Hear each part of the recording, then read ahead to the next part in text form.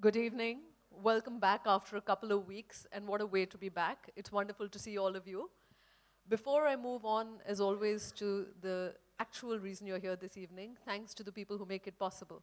Apart from all of you in the audience, our wonderful, wonderful friends at the Taj City Center who have let algebra make this home, and we feel very much at home here. Thank you.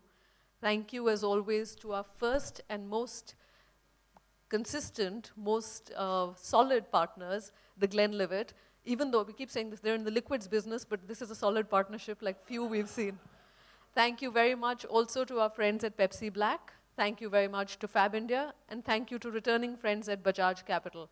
Also a special welcome to the Amex Centurion card members. Some of you have joined us for the first time today. It's great to have you here.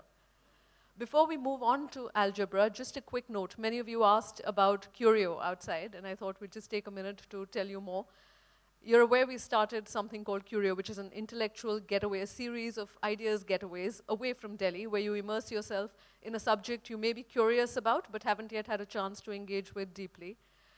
After a fabulous first weekend discussing philosophy up in the mountains, we have another extremely curious conversation lined up at the end of this month, over 30th, 31st, and 1st.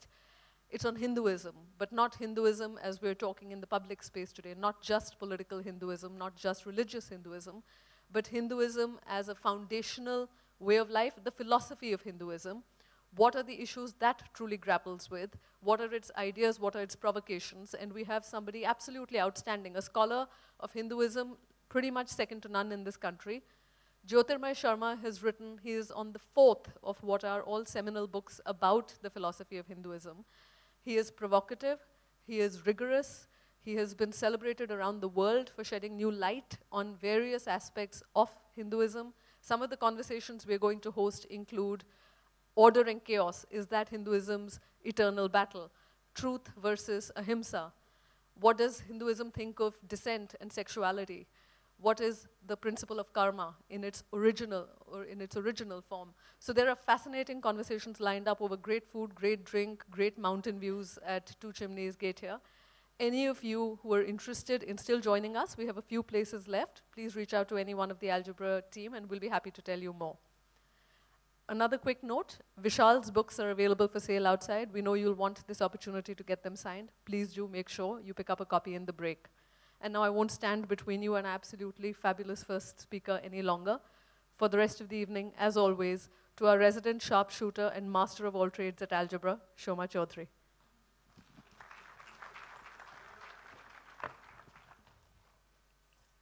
Good evening, everyone. And again, I add my voice to Payal's in thanking all of you for being here. And of course, Nina, Shuli, Ritu, and Anjali join us in welcoming all of you here today. You know, it's really splendid to see a full house because I've been very, very keen to bring this first speaker of the evening today to all of you here. And it's taken a while to really get her time. The reason I've been so keen to do this is that we all take democracy as a kind of fixed entity, you know, a kind of political journey that's finished, that's enlightened, and we're all lucky to be a part of. But the truth is that democracies aren't fixed entities. They're always different kinds of forces pulling it in different directions, you know, down different fault lines of what constitutes the correct route for the economy to move in, what constitutes development, what constitutes our civilizational values, you know, fault lines that divide us between majority communities and minority communities. Just what is the dominant discourse about the entire direction that the country should take. And of course, we are governed by the Constitution, but the Constitution is only an idea. It may be the book, it may express itself through law, but it only stays as strong as long as we have defenders that actually believe in it and keep it as a living document amongst all of us. And the first speaker today is one of those band of people who really keep the Constitution as a living document amongst all of us. What's interesting is that this band of people who we call activists, NGOs, you know, it's a broad brush with which we tar both the good and the bad that constitute that community. But particularly Aruna Roy is somebody that both the previous government and this government has been very wary of. She was, in a way, part of the previous government as part of the National Advisory Council that was constituted by Sonia Gandhi. But what it ended up being essentially was an adversarial role, because it represented a different idea of the direction that India should be moving in, as opposed to what the government led by Mr. Manmohan Singh represented. And now with this government in place, there are an equal, if not more, magnified anxieties that have been put into place, and Aruna, in a way, represents the bulwark against those forces. In 2011, Time magazine declared her as one of the influential people in the world. She's won the Magsaysay award. She's universally known as one of the architects of the right to information movement. She's also always stood for the constitutional values that must accrue to the poor and the disenfranchised, which includes the right to work, the right to food security, all the things which I must say self-critically creates a lot of anxiety in this class of people that we all belong to, including me. One sees it as wasteful, one sees it as breaking the spine of the economy, as wasteful expenditure. So it's really important to hear somebody who really walks the grounds of this country to understand why is that battle an important one. Aruna was, of course, an IAS officer, but she left that to start working amongst the poor, and then in 1984 to really join the poor when she started the Mazdoor Kisan Shakti Sangathan, known everywhere as MKSS. And today, that session that we've called Why I Fight is to really understand why someone of her privileges would give up the life that she could have to really labor on our behalf as a safety valve of democracy. So ladies and gentlemen, to listen to that story and to understand those concerns from the horse's mouth, literally, please welcome Aruna Roy.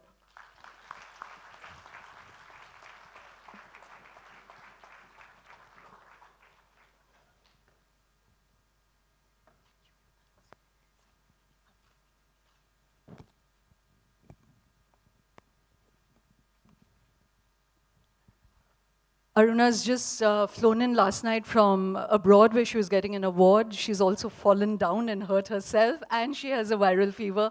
So many, many thanks for being here, Aruna, and keeping your word.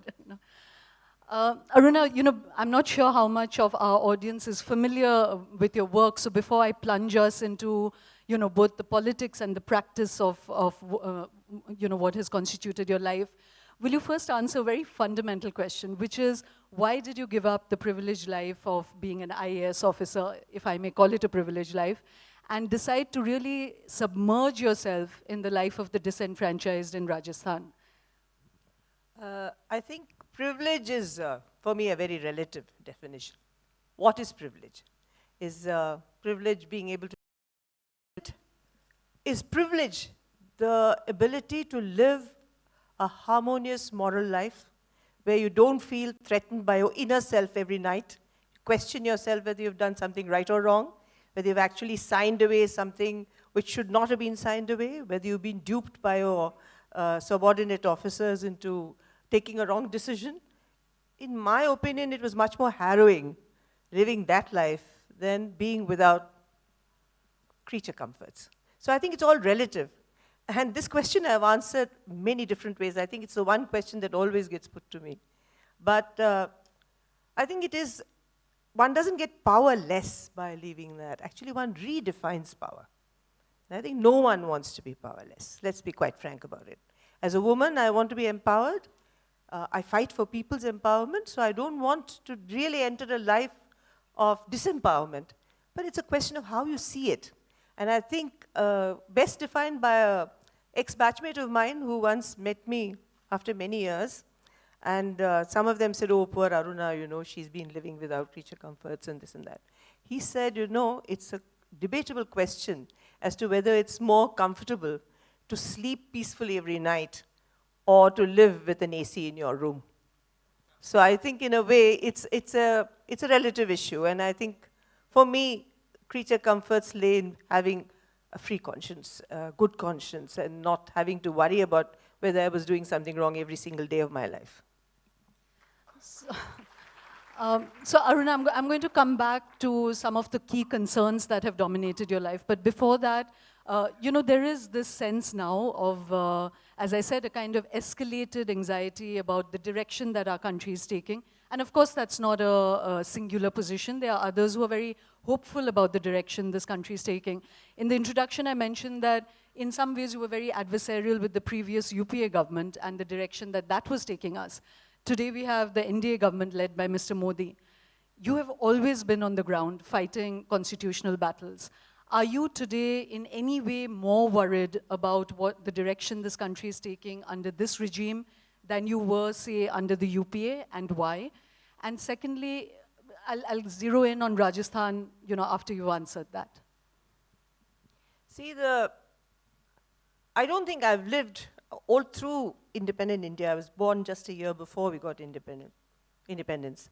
So we've always had an anti-establishment position. We've always been adversarial. And I think no Indian is happy unless we criticize the government. So it's been forever. I don't think there's been a time in my life when I've not heard criticism of the government, whether it was Jawaharlal Nehru or subsequently many other prime ministers. We've always had something to say about everybody. But I think what sets me very worried now, and I think this NDA government, what really makes me feel it's a critical period and it's a crisis. Let's not forget that in 1947, I was in Delhi as a very young child. 1 year old actually, but I still have emotional memories of partition. This country was divided by a bloodbath. We built a new India on blood. And within 1 year, Gandhiji was assassinated. And I think we bought with all that 40 years of relative peace when we decided to live with each other in amity and well, as much comfort as possible. We understood, I think, very deeply that religious divide can lead to extraordinary strife. And I also think we understood somewhere deep down inside ourselves that we didn't want a theocratic state. And the constitution that was framed thereafter, it took 4 years for the constitution to really come to be. And in that period, I think what Ambedkar and the Constituent Assembly gave us was a very sensible, logical way to deal with India. And if they decided that we needed a non-theocratic state, that we needed a republic, so if they decided we needed a republic with a constitution with equal rights, it was in the interest of India. It was the interest of keeping our territories secure. It was in the interest of making our people happy. It was in the interest of that Constituent Assembly. It's unfortunate that I have to say it. I'm sure people my age probably know, but I don't know if the younger people even know that the Constituent Assembly had every kind of sector in it. It had all kinds of people, and they decided that they needed, in India, that was the way it was defined by the Constitution. So today, when it's really threatened with the kind of hatred, kind of divisiveness, with the kind of of fanning religious hatred, I'm very worried. And what has happened is that many of my friends say that it's the post-ideological, it's post-truth and it's post-ideology, this phase.